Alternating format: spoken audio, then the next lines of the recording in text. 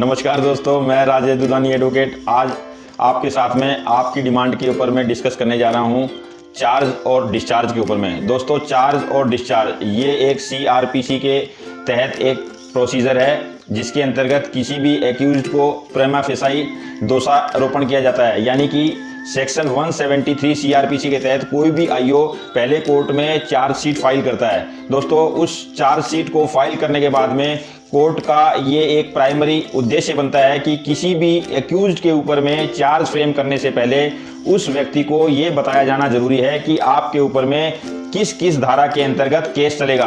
दोस्तों, चार्जशीट में जिस चीज़ की डॉक्यूमेंटेशन आईओ पेश करता है, ज़्यादातर केसेस में कोर्ट उन्हीं डॉक्यूमेंट्स के बेस पे कॉग्निजेंस लेती है।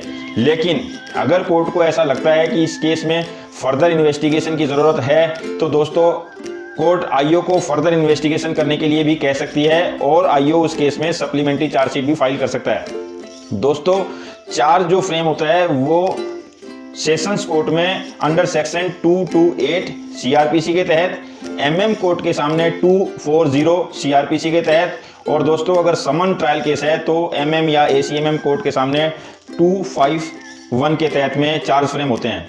दोस्तों, चार्ज फ्रेम के दौरान में कोर्ट के पास में सबसे बड़ी बात यह है कि कोर्ट जो है जितने भी सेक्शंस में चार्ज फ्रेम करती है उन सेक्शंस को अलग अलग डिफाइन करती है कि भी आपके ऊपर में किस सेक्शन के अंतर्गत क्यों चार्ज फ्रेम किया जा रहा है। यानी कि कोर्ट को हर सेक्शन की सब्सटेंस यानी सार जरूर उसमें लिखना जरूरी होता है।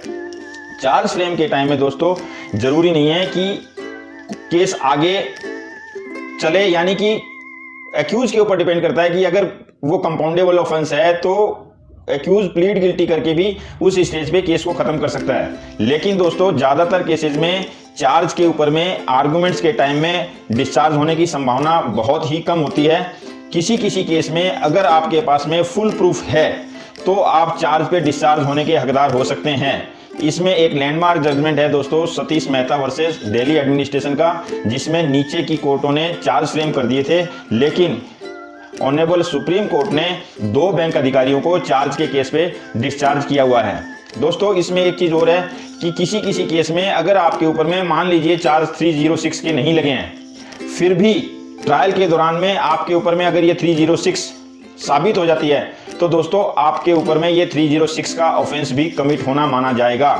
उसके लिए आपके पास में ये डिफेंस नहीं हो सकता कि मेरे ऊपर तो ये चार्ज नहीं लगे थे। इसके ऊपर में भी दोस्तों सुप्रीम कोर्ट का एक लैंडमार्क जजमेंट है जिसमें ये कहा गया है कि अगर आपके ऊपर में चार्ज नहीं भी लगा है और अगर ट्रायल के दौरान में वो सेक्शन प्रूफ हो जाता है तो आपके ऊपर में वो चार्ज माना जाएगा।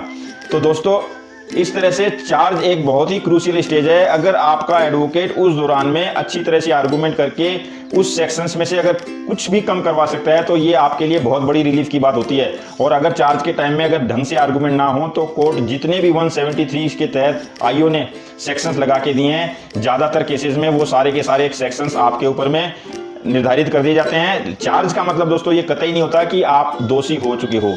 चार्ज का मतलब सिर्फ इतना है कि प्रथम दृष्टया कोर्ट ने आपके खिलाफ ये ऑफेंस होना पाया है। ये सारी चीजें ट्रायल के दौरान में प्रोसिक्यूशन को प्रूफ करनी पड़ती है और प्रूफ होने के बाद में फाइनल जो वर्डिक्ट आता है उसमें आप या तो कन्विक्ट हो सकते हैं या फिर आप एक्विटल भी हो सकते हैं। तो दोस्तों ये था आज चार्ज के ऊपर और डिस्चार्ज के ऊपर डिस्कशन। अगर आपको ये वीडियो अच्छा लगा हो तो लाइक करें, शेयर करें, सब्सक्राइब करें और एडवाइस करें कि अगला आप कौन सा टॉपिक सुनना या डिस्कशन देखना चाहते हैं। धन्यवाद, नमस्कार।